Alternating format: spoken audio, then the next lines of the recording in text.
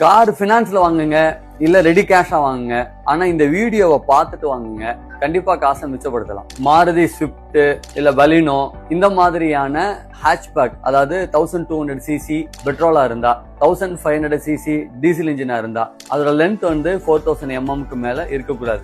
இந்த வேரியண்டான கார் எல்லாமே 29ல இருந்து 31% வரைக்கும் இப்ப இருக்கக்கூடிய ரேட். ஆனா செப்டம்பர் 22க்கு அப்புறமா இதனுடைய ரேட் வந்து 18% குறையுது. அதனால வாங்கும் போது செப்டம்பர் 22க்கு அப்புறமா நீங்க புக் பண்ணா நல்லது. ஹோண்டா சிட்டி, ஹூண்டாய் வெர்னா இந்த மாதிரியான செடான் கார், அதாவது 1200cc அல்லது 1500cc தான் இருக்கும். பட் அதோட லென்த் வந்து 4000 mm மேல ஜாஸ்தியா இருக்கும். இந்த வண்டிக்கெல்லாம் வந்து பாத்தீங்கன்னா 43% வந்து ஜிஎஸ்டி ரேட் இருந்துச்சு ஓல்டுல. ஆனா இப்போ 40% ஜிஎஸ்டி ரேட் தான். சார் இல்ல என்னோட வண்டி வந்து எஸ்யூவி, நான் வந்து இப்போ XUV 700 இல்ல டொயோட்டா ஃபார்ச்சுனர் இந்த மாதிரி 7 சீட்டர் வண்டி நான் வாங்குறேன் அப்படின்னா இந்த வண்டி எல்லாமே 40% இப்போ கரண்ட் ஜிஎஸ்டி ரேட். ஆனா இதுக்கு முன்னாடி வந்து பாத்தீங்கன்னா 48%ல இருந்து 50% வரைக்கும் வித் செஸ்ஸோட வரும்.